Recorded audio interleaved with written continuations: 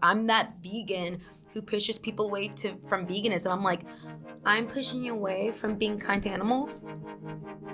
Okay. Yeah, it's like okay. It's crazy. We literally live in a different world. I've always been someone who loved fruits and vegetables. So that wasn't hard for me. I just loved eating. And I love tofu. And I was like, oh my God, it's all about the seasonings. That's my secret recipe for everything is sage and rosemary. Slaughterhouse workers have some of the highest rates of PTSD, suicide, substance abuse. I mean, you have to have a heart and feel bad for them. They're literally killing all day. Boy, of course, I'm vegan for life. I would get a tattoo on my face that says vegan for life.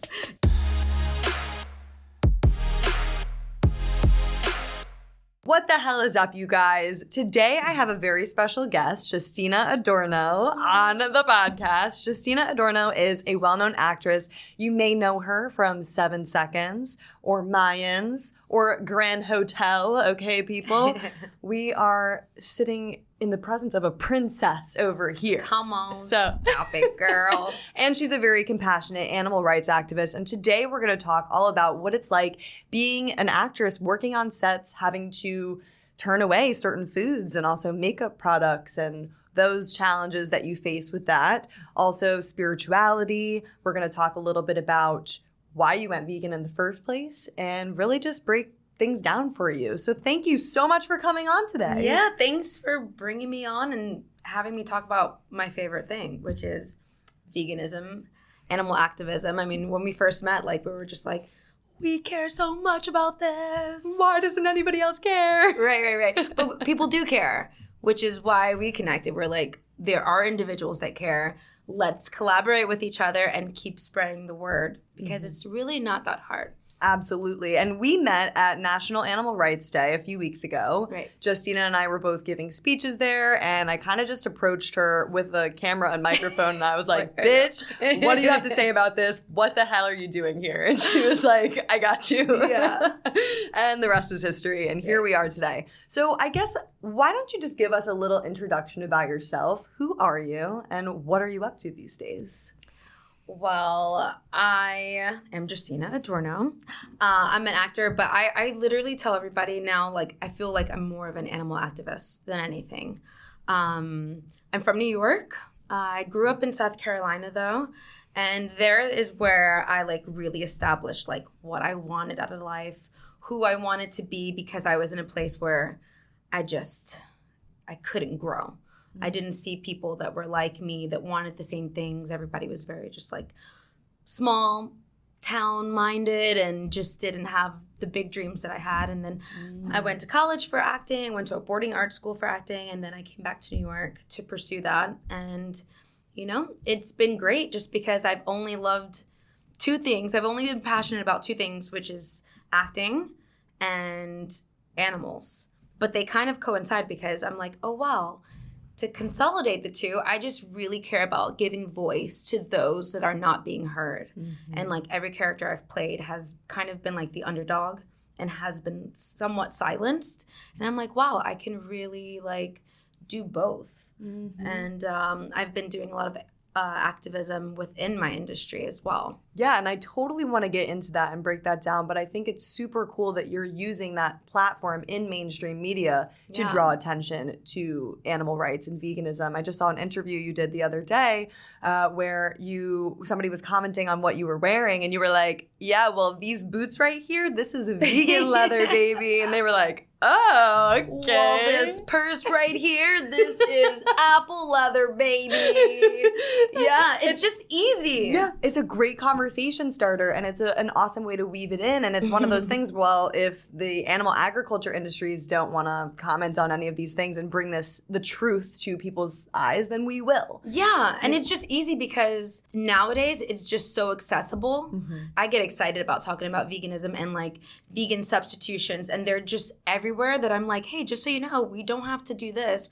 We can do it this way because this is the kinder way. This is the more conscious way, and we just need that in the world. And so on set, when I moved to LA, when I did Grand Hotel, that was when I really stepped into veganism, as a full lifestyle, not just like what I'm eating, but what I'm wearing, what I'm putting on my face, like skincare, makeup, hair products. And I went to set and I remember being a little nervous because I was like, I don't want to be a diva. But I was like, you know what?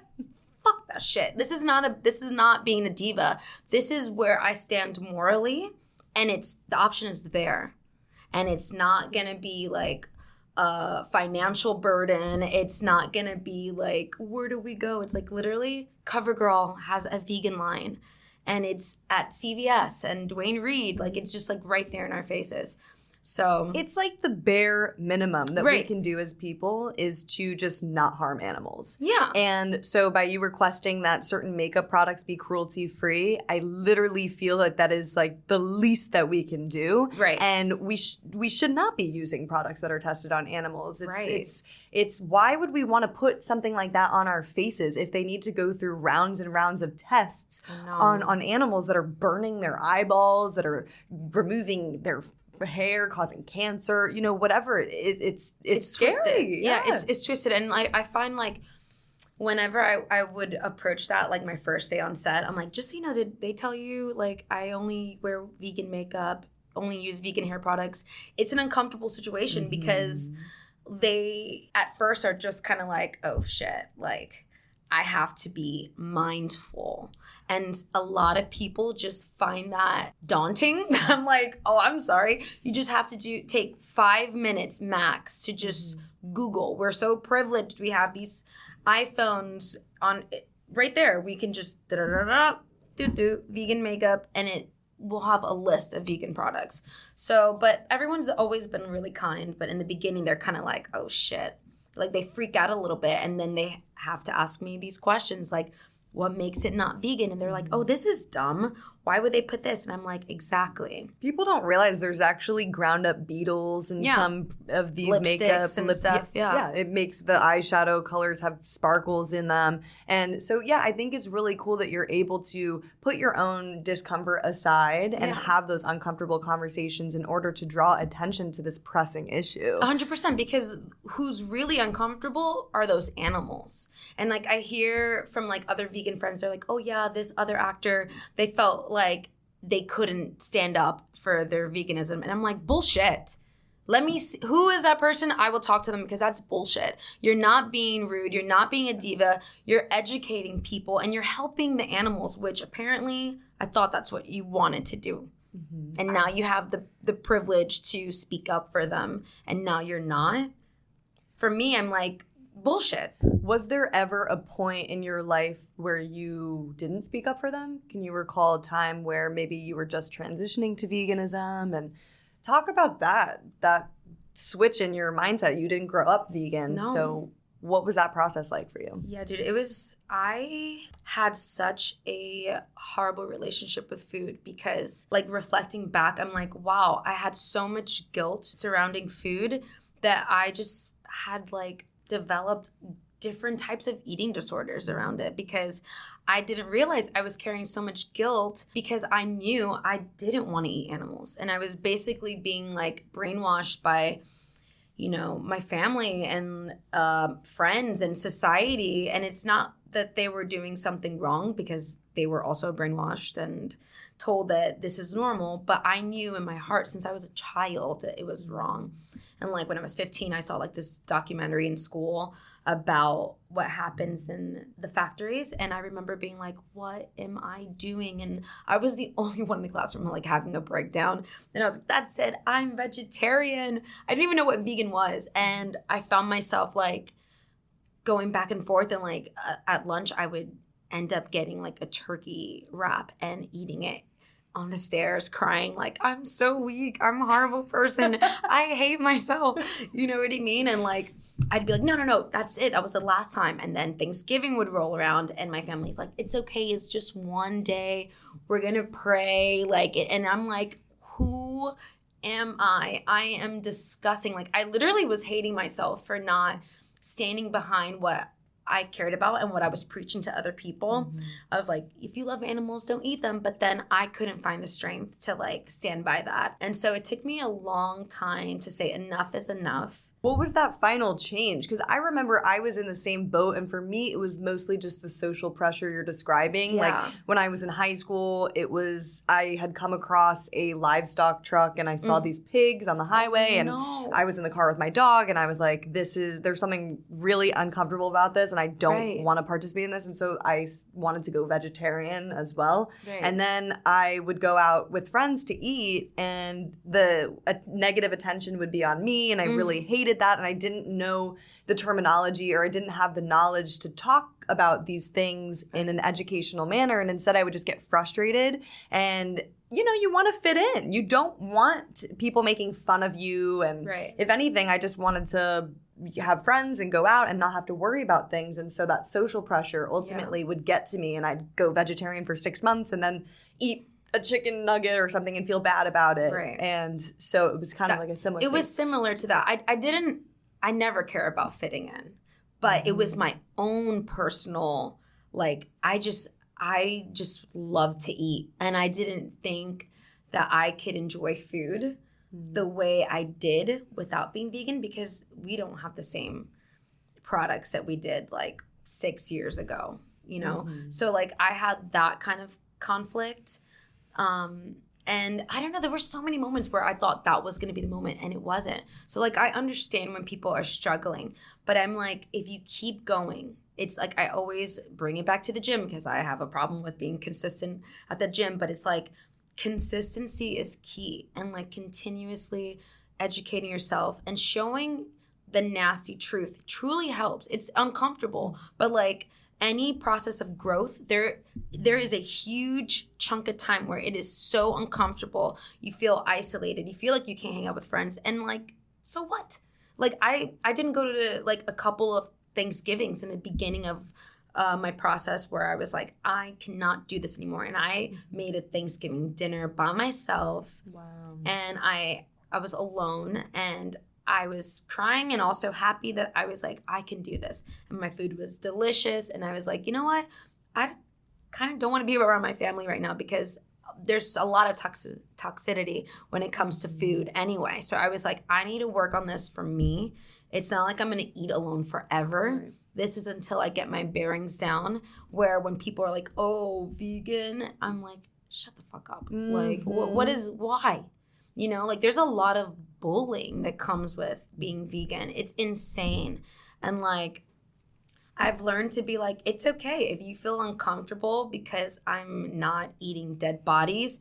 That's on you. If you don't want to invite me out to dinner because you think I don't know which plants I can freaking eat, then that's on you. And maybe we can't be friends. If it bothers you that much, even though it should be bothering me that you have dead bodies on your plate, then it's okay. Well, I'll make new friends that morally accept me or morally align with me. The reason is because they feel guilty. And I feel like we are just the mirrors that are reflecting their actions back at them and being like, these are the consequences of you eating what you're eating. Yeah. And it kind of just goes, it's interesting because it's like, imagine replacing the word vegan with being kind to animals. Right. That's all it is. And you get all these people that are, like, vegans suck, vegans this, vegan that, and they bully you. And it's like, imagine bullying somebody for literally just being kind to animals.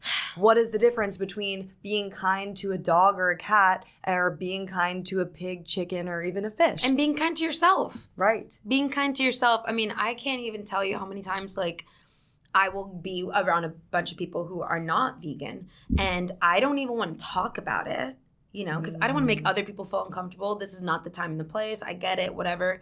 And it becomes about that. And I'm like, hold on, wait a minute. I'm an annoying vegan because you want to talk about veganism. You actually want to talk about it because I didn't say shit. I'm eating my beet tartare and you're passing around prosciutto, whatever, and you're like, oh, vegan, oh. And I'm like, shut up. Do you want to talk about this? Because we can freaking talk about this, but you're going to feel uncomfortable while you're shoving that down your mouth. And it's like, we could talk about this and I will destroy you. Right. Let's go. Okay, because the science, the facts, the ethics are all on our side. So right. I feel like I love what you said. We should like destroy the word vegan sometimes because people love to label everything, and then they love to turn that label into something destructive. And you're right, it is just being kind to animals. And it blows my mind when I find myself in like an Instagram like battle in the comments, and I'm like, wait a minute, you do realize you're fighting me over the fact that I'm just trying to save animals. And if I'm that vegan who pushes people away from veganism, I'm like, I'm pushing you away from being kind to animals? Okay. Yeah, it's like okay. It's crazy. We literally live in a different world. Yeah. And that's okay. I tell everybody, I'm like, if you allow yourself to go through the process, you will start to see that we are in different bubbles in this world. And you release yourself from this sort of prison of violence. You know, I'm like, I can't see the world the same anymore. And thank God I never thought it was possible. I thought I would always crave the foods I used to grow up with, but I don't. I walk by, the challah guys, and I'm like, disgusting. I'm like, reeks.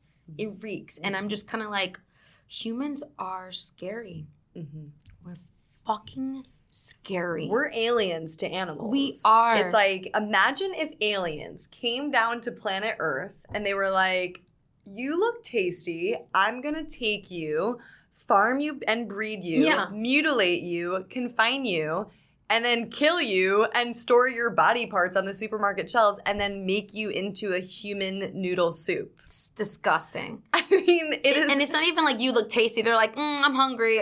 You. Right. Meanwhile, there's 800 million plants that you could be eating, but you have to eat me. Right. It's like we are aliens to animals. And it's at a point where our planet can't sustain this animal farming. Our bodies can't sustain this animal farming.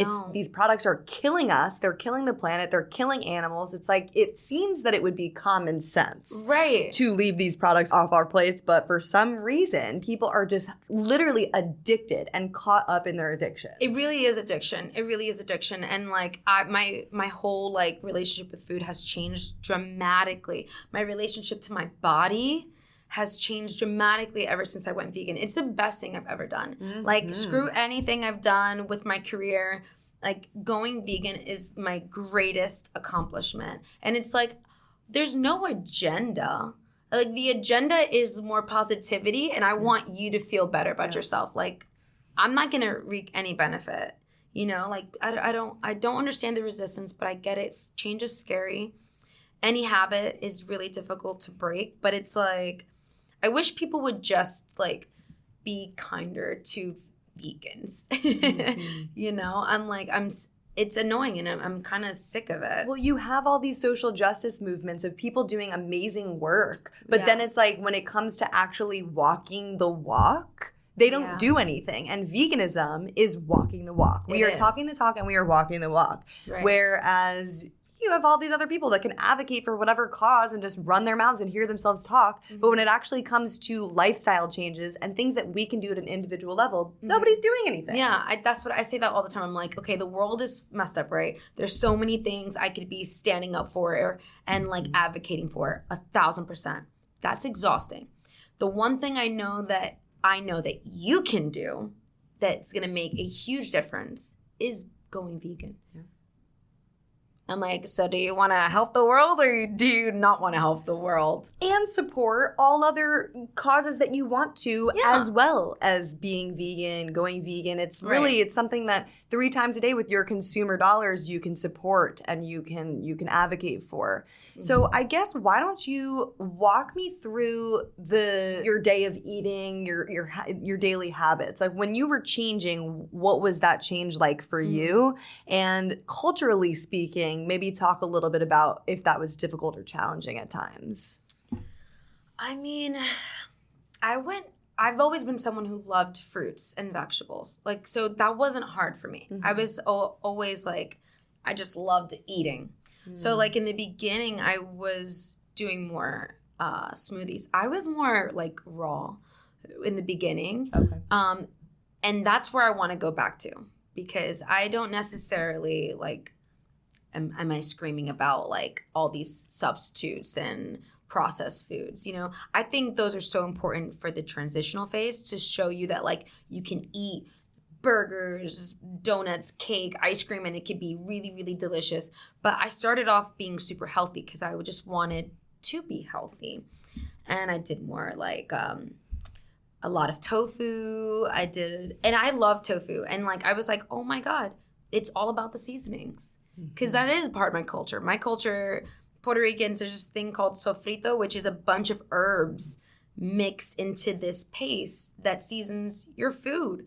And I was like, wow, rosemary and sage are everything. Okay. Rosemary and sage, they just give that flavorful, like, I don't even know. You guys heard it here first, so. Yeah, that's my secret recipe for everything is sage and rosemary. Okay. Dried sage and rosemary. Nice. And I would do smoothies, and I was just like finding all like these like substitutions. I was just excited, like get excited about like these substitutions. And I was like, yeah, I never liked milk in the first place. And I was like, thank God for these milk substitutions. And then like you have to remember throughout your transition is that like not every brand is great. You know, like maybe this almond milk is not the best. You're right. It's not. Try something else. Right. It's kind of like dating, guys. Right. You go on a few dates. You're not really feeling the first person. Next. The second person's a stalker. Next. The third person, you kind of feel something there, but then you're like, you know what? Let me keep going. And then you finally come across the right person. This is if you believe in monogamy, though. So let's say you don't. Then you got all these different options to choose from. Right. And so that's kind of like what it's like trying these different brands. But as you were saying before, I think it's so important to stay consistent with just eating whole foods plant-based. Right. You just start there. It's like, they're like, well, how can you make this vegan? I'm like, okay, well, let's start with 80% of the meal that's fucking vegan. Yeah, what is vegan? Yeah. What does that mean? Vegan is just nothing that resembles animal products that has animal products in it. Sorry, it can resemble an animal product, but nothing that has animal flesh, bones, veins, tendons, secretions, or body parts. That's the harder part. Like, so like it was easy for me to do whole food stuff. And then when I would mindlessly just like grab a product, you know, that I was like, this is vegan, totally, duh. And then I'd be eating it and I'm like, oh shit, this has powdered milk? Why? And like it just would blow my mind because I'm like, I would not even think that there would be milk in this. Which is fine. People get scared about reading labels. I don't know why, but it's like, especially in America, it's a sad place that we live in where our ingredient list is like a fucking, you know, encyclopedia. You're like, whoa. What's this word? Right, but we should be reading that as well. Vegan or not, we should just start to understand that what we're eating is man-made. It's not really real. So I was like, whoa. I was like, I need to start reading these ingredients. And like, why would I even want this? Even if it was vegan, let me toss that. A lot of ingredients in the US are banned in Europe. Right. And like, if you eat a lot of this, it is toxic and could kill you and disrupt your intestines and make you blind. There's like, could stop you from, you know, being fertile. It's crazy. I went down a rabbit hole, and that's probably also why people get scared, because it's a rabbit hole. And it's like, it's okay. It's okay to learn. It's okay to be like, what the fuck is happening in this country? But then there are other options. So it's like, it's scary, but fucking clean out the entire fridge, clean out the entire cabinet, and just start over. It's a mindset shift where you start to not see animals as food anymore. So I don't crave these products. I don't smell a hot dog stand in New York City and go, I want that. I got goosebumps just thinking about it, just because it disgusts me now. But it's a transition people don't understand. There's a point where your brain starts comprehending that is flesh. It's not food. That is blood.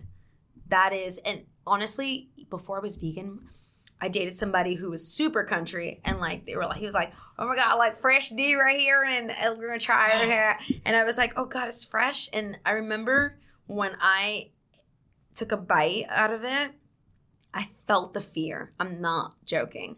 I felt the fear. I freaked out, and they were all like staring at me like, what the hell? And I was like, I cannot eat that.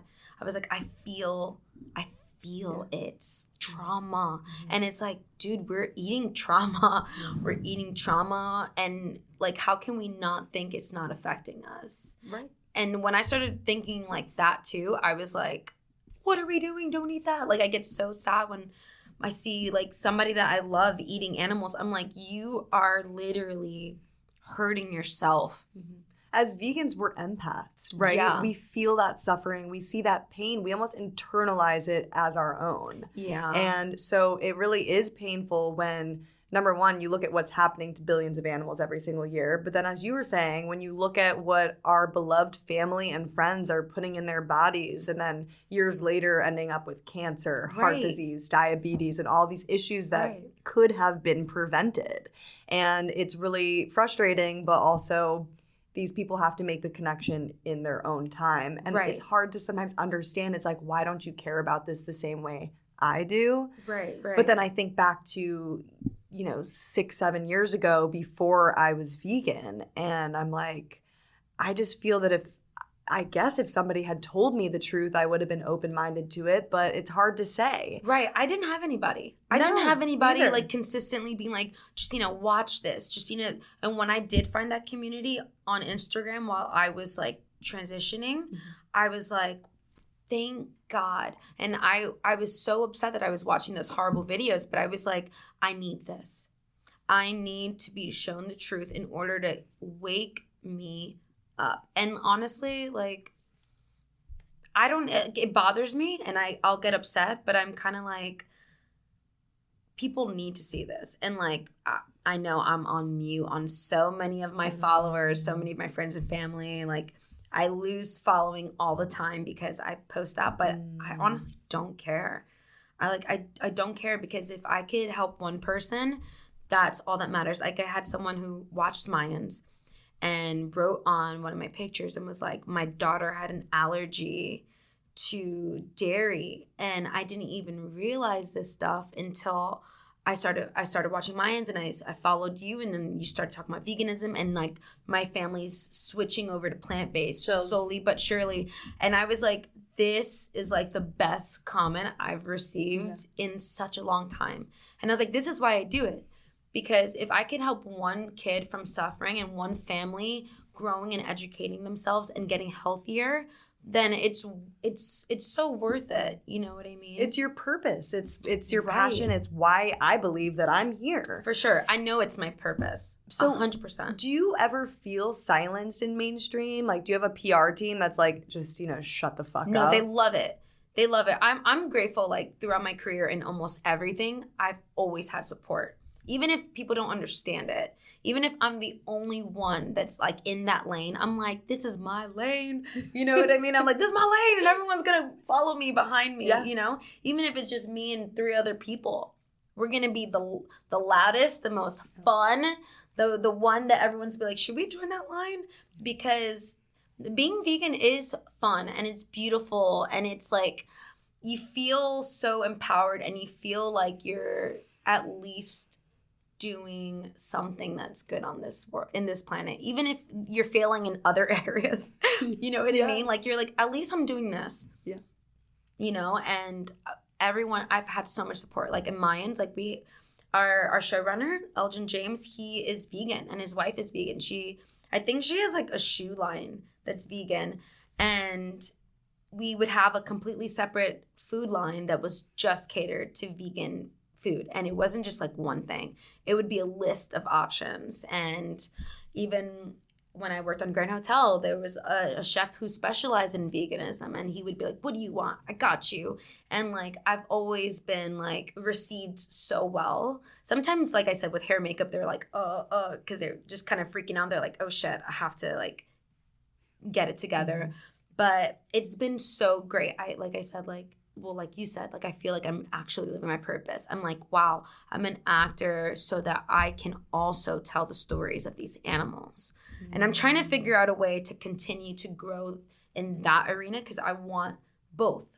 I want to be telling stories and making movies or a show about veganism. Like, that's my greatest dream, because it's something that we live every day. Every day animals are suffering. Mm-hmm. And and of course, so many other communities are suffering. You know, I'm a woman and I'm a woman of color. You know, there's so many stories that need to be told, but no one's really telling the stories of the animals and the people that are suffering because the animals are suffering.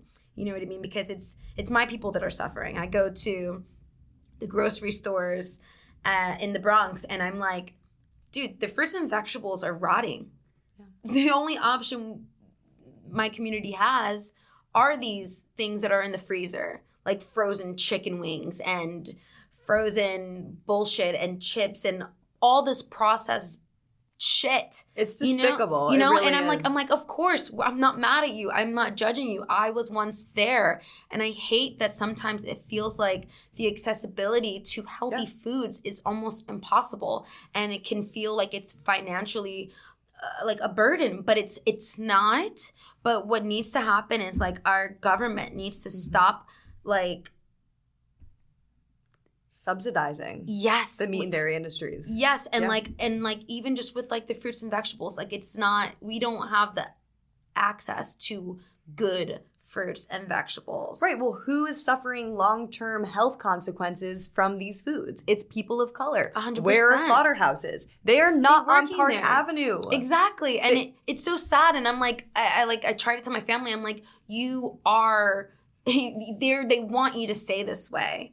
And I'm trying to show you that the reason why you're sick, the reason why your brain can't comprehend this concept is because of what you're literally eating. Animal agriculture not only exploits animals and the environment, but it exploits human beings. It is a human rights issue. Yeah.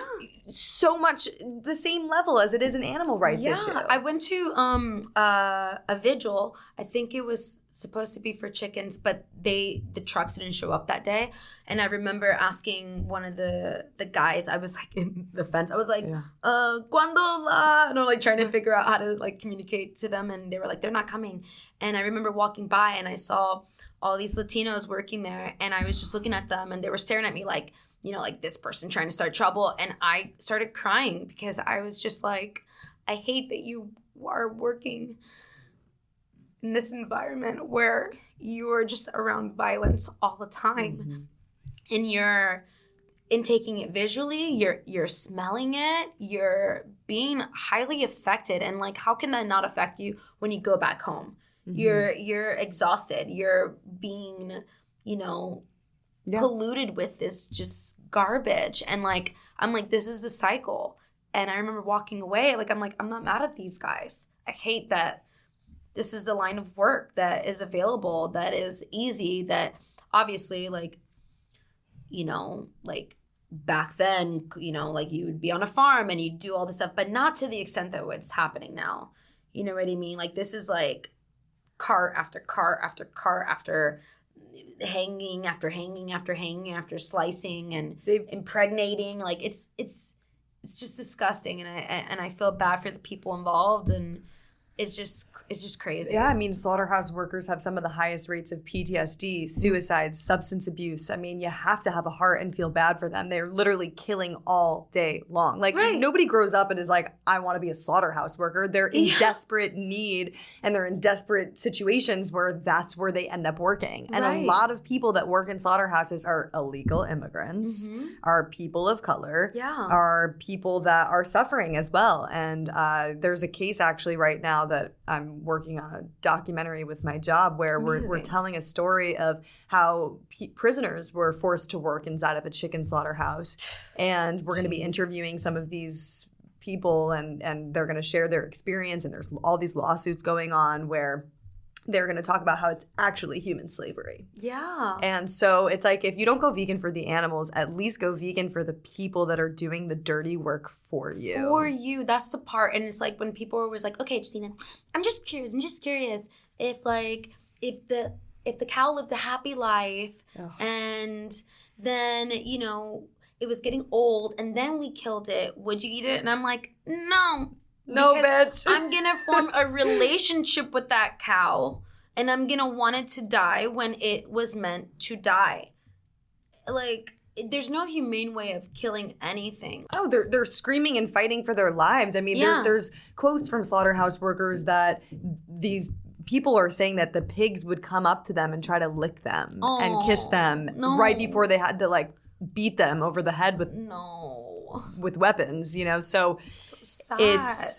And you can only imagine what kind of nightmares that these people have and the demons that they got to be fighting. I mean, when you smell blood, like that violence all day long, it's chemically, like it makes you change and makes you violent. And I've had conversations with slaughterhouse workers, and there are programs out there that will help them find other jobs that are higher paying. That's amazing. Peace Over Violence is a great organization that my friend Maureen founded. And so, we do look for other opportunities, but unfortunately it's like to get them out of this system and this vicious cycle. And it is really, really upsetting. But you're doing amazing work by creating, number one, a demand in the industry and getting this information mainstream and out to the public. I think through TV, through entertainment, we need to start portraying veganism as the love and the light that it is, not the annoying, privileged image that a lot of television tries to show veganism as. It's deeper than that. It's so much deeper than that. And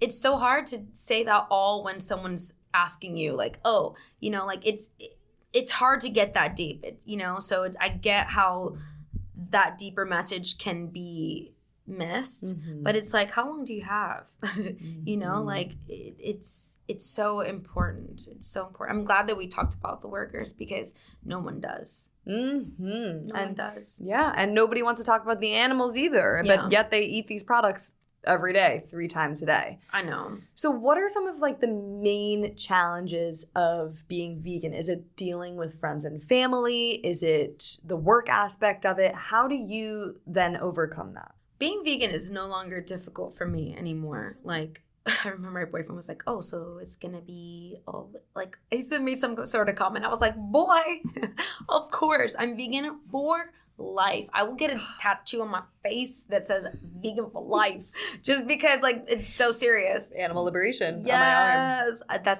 I need to. And I have vegan on my ear. Yes, that's going to be my next tattoo. Something to do with, like, veganism. Yeah. Is the boy vegan? He's not. We're going to get into this and dating because this is a whole topic. So it's difficult. That's the hardest part about being vegan is being surrounded by everyone you love and seeing them trying to do an effort, but only when you're around and it not sticking. So it can be the hardest part about being vegan is having the perseverance to continue to not lose your stamina for spreading the word and like being gentle with people, understanding that it's a journey because like we talked about, it was a journey for us. And that's the hardest part. Like eating vegan is very easy. Even if I go to a place and it's only French fries or a side salad, I don't care. I can always find a product like makeup. Thank God, like that's easy. The hardest part about being vegan is like not letting the wear and tear get to you because sometimes you want to fight back hard and like can come out nasty. I know I can come out nasty sometimes when I find somebody like really shitting on me for it and like making fun of it, especially like with my boyfriend. Like if I find his friends kind of like, oh, vegan, and I'm like, don't you dare try to make him feel bad for hearing me out, for doing the right thing, because he doesn't need to eat this. And he fucking likes eating non-vegan sometimes. Like he's still transitioning. Eating vegan. Yeah, eating vegan. Yeah. I'm like his palate hasn't fully transferred over because he hasn't taken that leap.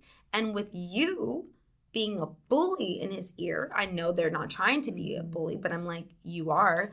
You're making fun of him for saving animals. There's this whole meat is manly thing, and obviously people like to stick to their culture, like, well, my culture. I'm like, my culture too. They're just trying to protect themselves and defend the way of life that they've been raised in and that they've always known. But I have a perfect example of just the other day. I went to dinner for my friend at a Nixie, this new vegan restaurant, and it was for her birthday, and it was her entire family there, and her and I were the only two vegans. And I am an activist. I always speak up. I am aggressive, but also educational. She, on the other hand, is not an activist and is just kind of go with the flow, always finds herself in situations with non-vegans and whatnot. I actually don't sit down at a table where there's animal products, and that's like a whole other Good for you. thing. It's hard, and I think that there's two ways of going about that. I don't necessarily know if that's the right thing to do, but it's just I get really upset, and it makes me sick smelling it. Right. But we go out to dinner, and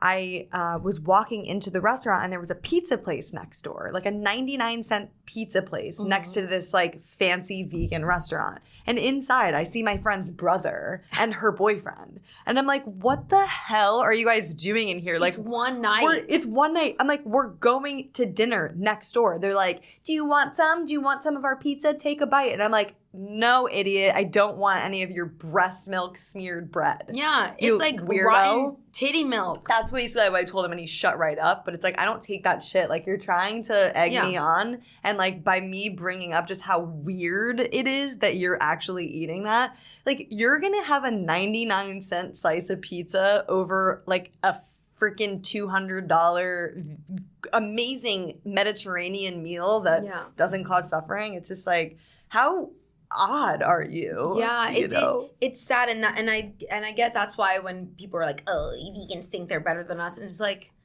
it's not that we think that we're better. It's just that like it's just an I kind of do think it's an evolved mindset. I'm like, I've just evolved, and humanity needs to evolve, and clearly you have not. Clearly, evolved. I am better than you. I mean, anybody who's saving animals or saving any living being is a better person. Dude, I'm sorry, but veganism is the opposite of privilege. I'm literally saying that my taste buds are not more important than an animal's life. I am saying that we are equal, that we all have the right to be here, that we all deserve to share this planet, that we're all earthlings.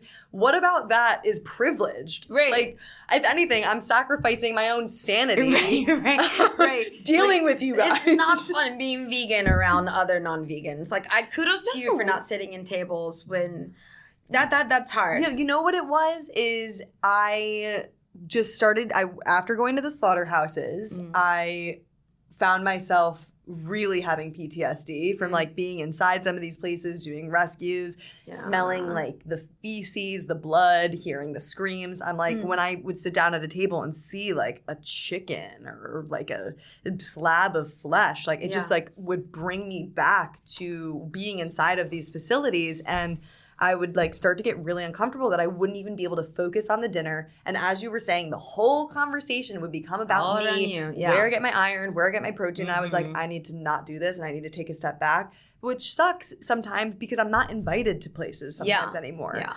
And it's like, well, if I was able to actually control myself, I could be there and actually educate people and be positive and whatnot. Right. Maybe I'm starting to get to the point where I can do that again. I just am not really in those circles or situations. Like, if anything, I tell my friends, like the leader that I freaking am. Hell yeah. I'm like, ladies, we are going to the top vegan spots in the city, and they love it. It's fun. You set your freaking boundaries, like with your boyfriend. Yeah. I'm sure you set your boundaries. You're like, I don't want you talking down to me. Yeah. I don't want, you probably don't want like to kiss him after he. No, definitely stinky breath. I'm like, oh, titty milk, Ooh. like I'll like, and he's French too, so for him, he's like in such conflict because he hears what I have to say, and like sometimes he'll even be like, look, babe, because he started following some vegan activist accounts, and he'll be like, look what's happening, and I'm like, yeah. And I'm like, I get so excited, and then I like start talking and preaching about it, and he's like, okay, because then he gets overwhelmed because he's not there yet. He needs to hear it from somebody else other than you, and that's what it was for my boyfriend. The first year of dating, he was not vegan. How long have you guys been together? It's gonna be 2 years. 2 years. Okay, so I've been with mine for 3, and the first year I, would kind of throw the information out there. I set that boundary. I was like, I don't want to see it. I don't want to be around it. Right. And I would appreciate if you came with me to sanctuaries or vigils, and he was really open-minded. Same. That's important. He's come with me to I think it was Gentle Barn in LA. Yes. And he loves it. He loves animals. And I'm just like, I try not to be so hard on him, because I know if I was not in any place of thinking about being vegan and someone was like on me for wanting to jump on board, it would have probably been hard, or maybe not. I have no idea. But I know how hard it was for me that this year I've been trying to be more understanding. And like, he does a great job with like everyone in my family. Like, my immediate family, they will eat vegan with me, and they love it so much. You know, like what they do when I'm not around is their journey. I just try to do my best with like supporting them and knowing like, hey, well, if they're asking me a question about it, I'm really quick to like giving them a substitute or a recommendation. Because the thing is, it's like, what do we want to do? Isolate ourselves from 99% of the world? Like, it comes to a point where we do live in a non-vegan world, and we have to figure out how to exist in that. And I think setting those boundaries, you know, doing everything you can, whether it's taking them to a sanctuary, having them watch the documentaries. Like, I think if your boyfriend heard it from a guy, documentary. He needs to watch Game Changers. Start with that. Okay. And I think that'll really get him at least interested, because sometimes the health aspect of things and the way that they talk about some of these studies with like erectile dysfunction and game changers. People need to hear the health part. Yeah, because for sure. My boyfriend at first was looking at me. He's like, you're a skinny white blonde girl who thinks that this diet is going to work for me the way it works for you. Because the way that I eat is different than the way that he eats. He's he wants to make sure he's getting his protein. I'm like, I could care less about that. I get way more than enough protein on a vegan diet. Way more than I probably should, but I don't track it or anything. Exactly. I don't track anything either. No. I've released myself from the burden of like needing to keep count of this, that. I want to eat freely and not like bombard myself with this pressure. If I'm starting to feel any type of way, then I listen to myself. And by the way, protein ages you long term. Ya ding dongs. Oh yeah, look at what it's doing in your kidneys. Right. My friend the other day, she goes, she's like, my cousin is like this weird bodybuilder dude. He gets like way more protein than he needs to, and he has kidney stones all the time. And I'm like, hello, why is he not? That's very painful. Yeah. Why is he not looking into that and just changing his diet a little bit? It just shows you like our world is so fixated on like our appearances as opposed to what's inside. We care so much about what's outside, that we're destroying what's inside. And that's like our hearts too, like being a good person or not.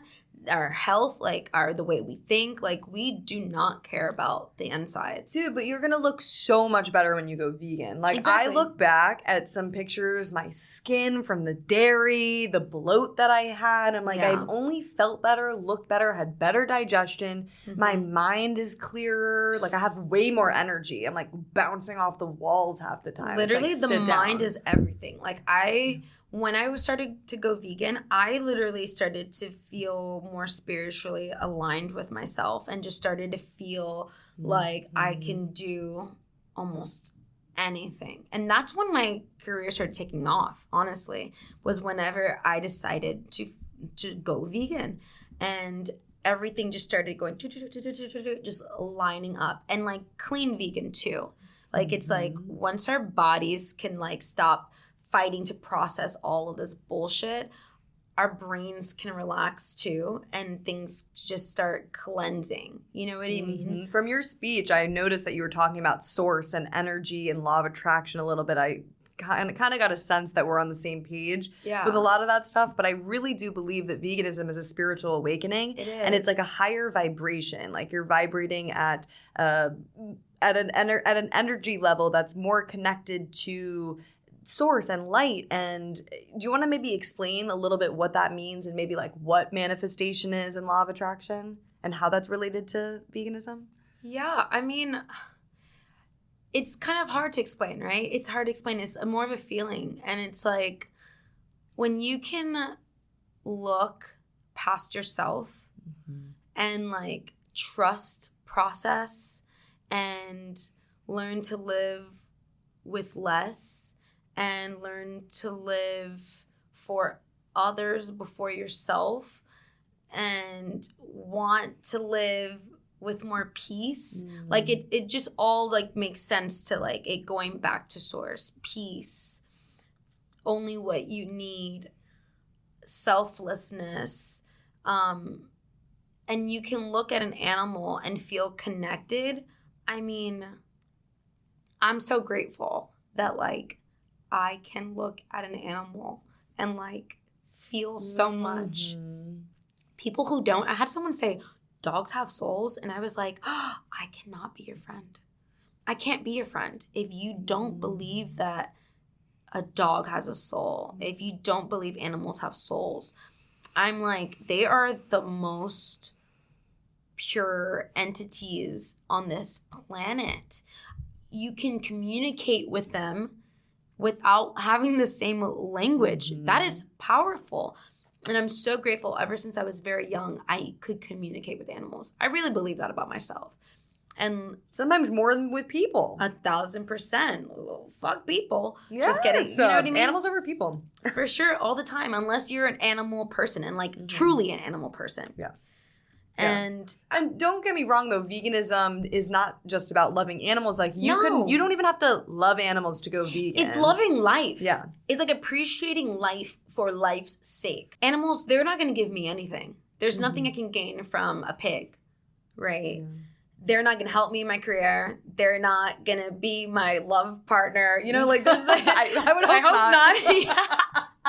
But I appreciate them and I want them to just live. Like that is like the purest love ever, right? Just like I love you for your existence, and I don't want to harm or interfere with that. And that is just source, right? That is just life. That is just love. That is what life is about, is like, you are here. I appreciate you. I want you to live. And that's how we should be with everyone. No matter what they look like, no matter what their language is, no matter who they love, what their family looks like. Like, it's just like, you exist. As long as there's peace, love, and mutual respect, there should be no war. There should be no chaos. There should be no violence. And I truly believe if we stop hurting these animals, then peace will come, you know? And like, when I went vegan, like I said, like my brain started getting clearer. And so like everything that I wanted just started to come into fruition, because I was also living the life that I was meant to live, which was to not eat animals, to not like cloud my brain and my body. And it just made everything so simple, so much easier. And now I'm on the journey of like, okay, now I need to go back to eating clean, you know, because that's the next step. You know, I'm very big on like evolution within your lifespan here on Earth, because that is the only way we are going to see a better world, is if we evolve in the way that is meant to benefit the greater good. Right. There's always, not just right now for me, like, no. There's always room for improvement. And 100%. I think that self-growth is just always being able to look inward and be like, what can I do better? What can I do better next time? What can I do better, you know, in this moment? And veganism is definitely a step in that direction. It's being 100%. Mindful of your purchases and being mindful of how your actions affect others. And of course, there's ways that you can improve diet-wise, exercise-wise, spiritually-wise. You can volunteer more. But I think the worst thing that we can do is just be closed-minded and defensive and shut ourselves off. And maybe that is a step in making change. Like, I think that there's 3 stages of truth is the quote, where it's that first it is ridiculed, second it is violently oppressed, and then third is it is accepted. And you see that in times of social change and social justice movements, from civil rights to LGBTQ to women's rights to all other social justice issues that we've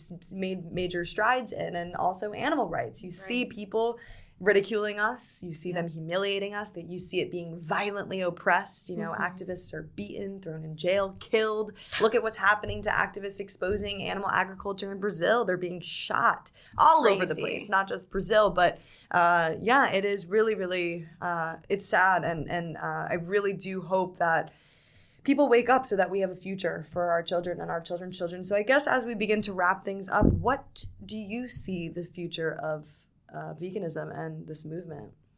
It's interesting because you were bringing up all these other movements, and it made me realize that like some battles are just ongoing, and that's okay because there's still progress within that.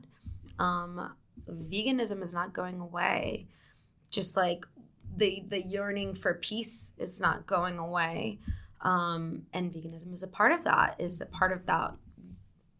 that step in that direction.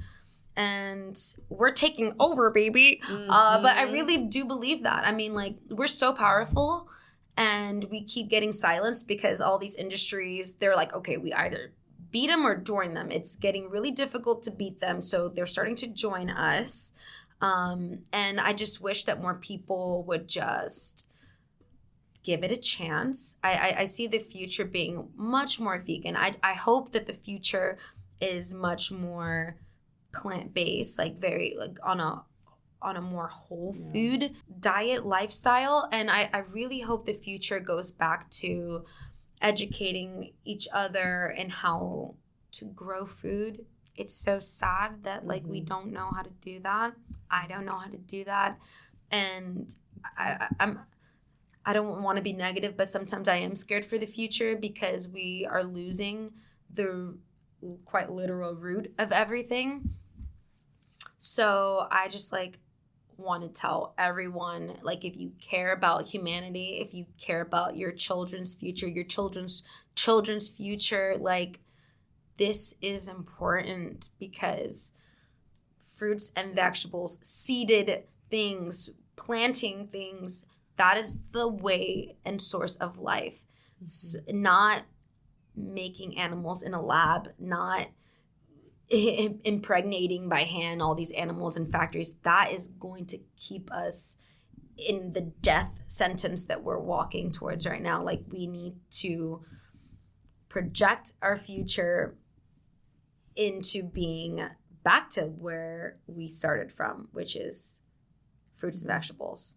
People didn't slaughter animals back then like it was like the way that we do now. It was as like heaven sent if they, killed an animal. You know what I mean? Right, and it was for survival at the end of the day. Absolute survival. We do not need them to survive. Well, you are spreading that message and waking people up, and I'm so grateful to have met you. Same. To start this friendship, to advocate for the animals and continue going, because we do have a long way to go, unfortunately. You've got a long way to go, and thank you for everything that you do, because you make it so fun. You bring so much energy. Try. I want to cry half the time, but I know, and it's hard, and people, you deserve so much credit, because it is not easy to fight for something that people are turning their backs towards, but like that means you're doing something right. You know what I mean? You're standing up for something that truly matters, that people are afraid of. So thank you for everything that you do. Absolutely. Well, thank you. And I really hope to have you on again soon, because I feel like there's so many topics I still want to talk about. We can talk about this all day, every day. Seriously, because there's so much to cover. So where is the best place for people to find you? I'm mainly on Instagram. My Instagram handle is justina.justina. I get on Twitter to live tweet with whatever project that I'm involved in, or like I'll find like some sort of vegan thing and retweet it. But mainly Instagram. I'm on Instagram. Beautiful. And guys, I'm at It's Jamie's Corner, and my personal account is It's Jamie Logan. Reach out to us. We're happy to answer any questions. And thank you so much for listening, and thank you for coming on. It's amazing. All right. Bye, guys.